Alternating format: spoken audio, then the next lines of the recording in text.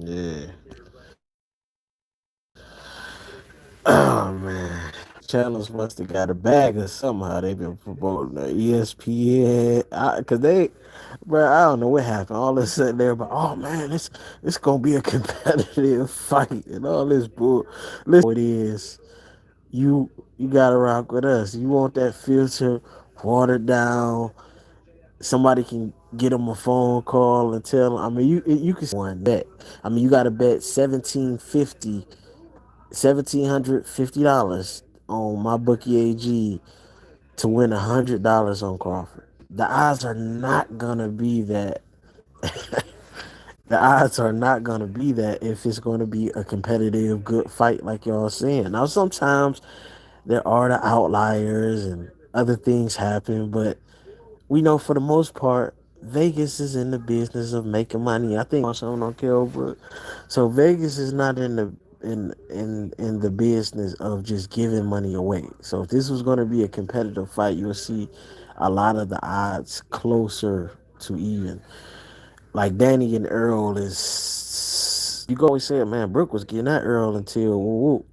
I went back and watched it, and Brook wasn't even really getting that Earl. It was a lot of God. Damn, most of these guys at welterweight, he the same size, like same reach or less reach. But so Crawford got a 74-inch reach to a 69.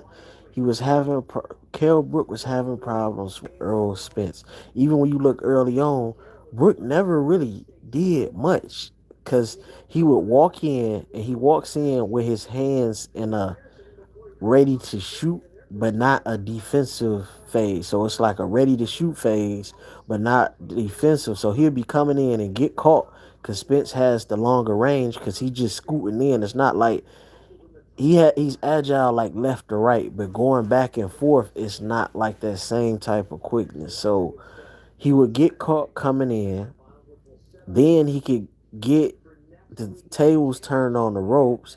Then when he finally did get in, he was smothering his work. So it was like he just doesn't understand range. Like I kept saying, Devin Haney understands range. Kell Brook doesn't understand range, and that's how he was getting touched against them scrubs up there that he was fighting at 154 or 160 because he doesn't understand range, and then his output just isn't enough. So he'll come with a quick three-piece flurry, then get out, and then he got to get back in range. So with Sean Porter, it was just a lot of hold, and he'd get his off hold.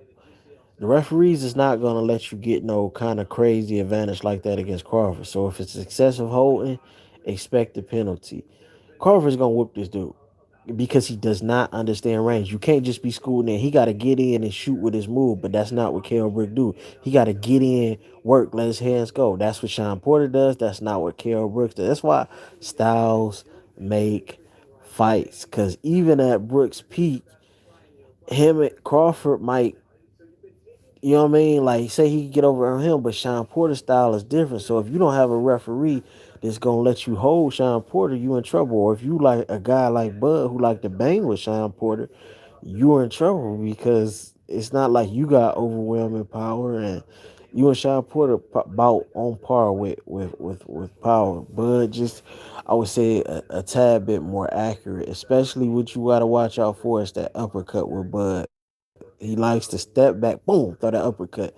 That's how he catches a lot of guys. So I suspect the same, something similar could happen with Kell Brook. I don't think it's competitive at all. Kell Brook is washed. He's been at these higher weight classes because he has had trouble making 147. So that's going to affect his stamina.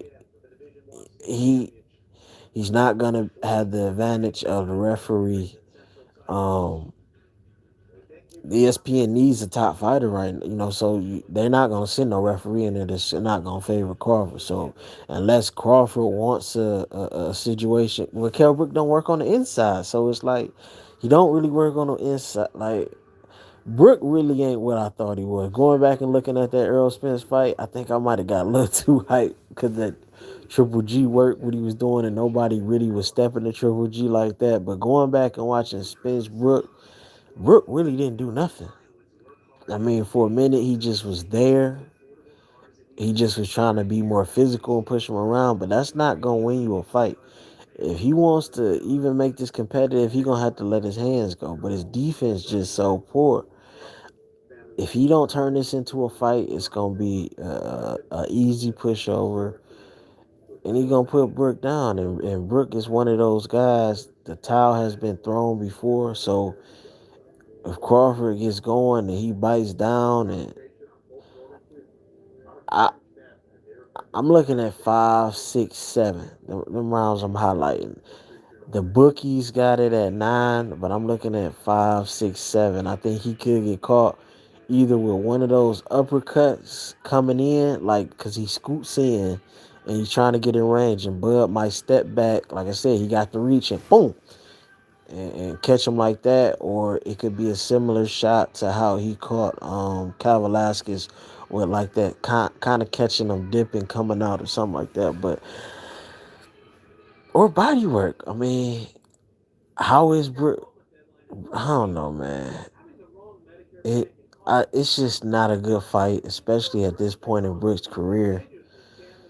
Maybe when Brook was I ain't gonna say maybe when Brook was in his prime a little bit more, because he probably could have a referee that would favor the holding and stuff like that, and he can get in and work in spot. To me, he does that because he doesn't have stamina. Even when he was at his top, he didn't have stamina, so he can't get in there and bang with you for a long period of time because he wears down. So Brook is just not a high stamina guy like a Sean Porter. Again, this is why Crawford should have been fighting Sean Porter. You said you didn't want Porter because he didn't have a belt.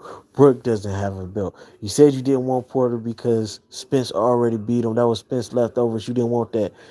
Well, this is Spence's leftovers too, and this is a wash. It's not like he kept getting better. Sean Porter lost to Brook and kept getting better, and Max Kellerman trying to make it seem like this Porter whooped easy. Andre Berto whooped. So Max Kellerman cut it with the bull. This Kell Brook is washed. Garbage. It's going to be an easy fight, and the fans are going to Oh, look how easy Crawford got rid of Brook. It's not the same guy. 2017 was the last time he made 147. So he'll say same thing he did. He said against Spence he was all right, good. Then kept crying. He's going to make the same excuses. Man, I came in too heavy. I was too heavy, and I just hadn't been at 147. It was a bit more than I expected. That's gonna be the excuse. Trap media, you heard it here first. You want that bull? You want to get sugar coated? You want compromise takes? You go listen to the other guys. You want somebody who just gonna tell you how it is? You already know to tap into it. Ain't no shot at nobody, but stop fooling the people.